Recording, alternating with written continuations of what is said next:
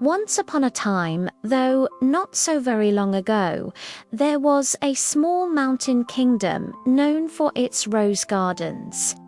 The kingdom was not rich in gold or jewels, it was rich in flowers, and among them all, the most devoted gardener was not a servant, but the king's own daughter.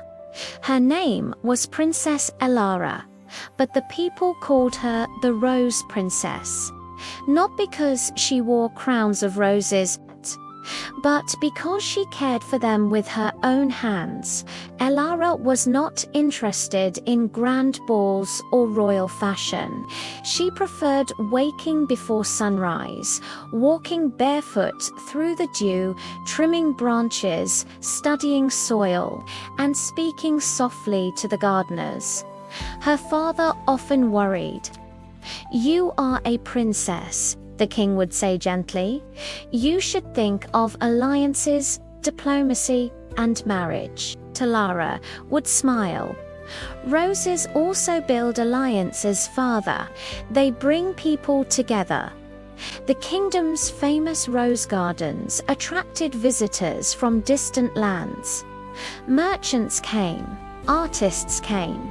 Even scholars studied the rare species growing there.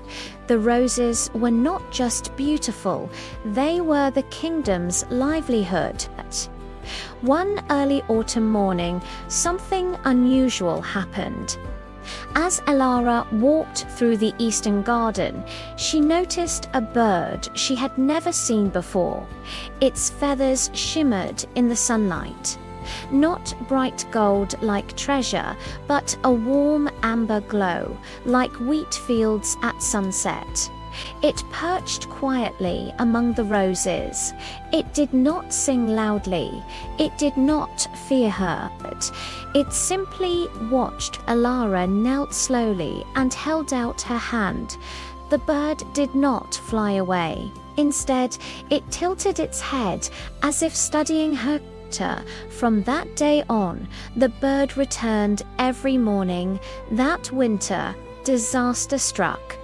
A strange plant disease began spreading across the region. Crops failed in nearby villages. Farmers feared famine.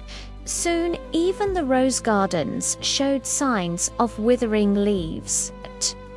The royal advisors panicked. "If the roses die, trade will stop," they warned. "We must cut the infected fields immediately."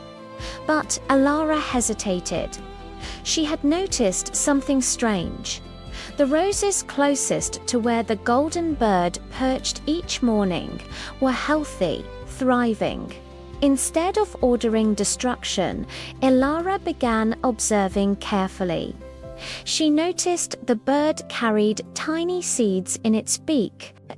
When it moved between gardens, it dropped them among the roots. At first, no one believed her. "A bird cannot save a kingdom," the advisors scoffed. But Elara studied the soil around those seeds. The plants growing there were resistant to the disease, stronger, healthier. She ordered the gardeners to collect the fallen seeds carefully and replant them. Slowly, field by field, the gardens began to recover. Then nearby farms, then orchards. The mysterious seeds strengthened the crops. A visiting natural scholar later explained what had happened. The golden bird was a rare migratory species from a distant region where plants had developed natural resistance to similar diseases. The seeds it carried had adapted to survive harsh conditions. It was not magic, it was nature, but it felt like magic. The kingdom survived the crisis not because of swords or wealth, but because a princess chose observation over panic, compassion over fear, curiosity over pride. The king stood before his people and said, "My daughter did not chase away the unknown. She listened to it." From that day forward, Elara was not only known as the Rose Princess, she was known as the Golden Guardian, the ruler who trusted wisdom over greed. When spring returned, the golden bird did not come back. Migration called it elsewhere, but the seeds it left behind continued to grow, and every year during harvest season, a few birds with amber wings could be seen resting among the roses. A reminder that sometimes what looks magical is simply the reward for patience and kindness.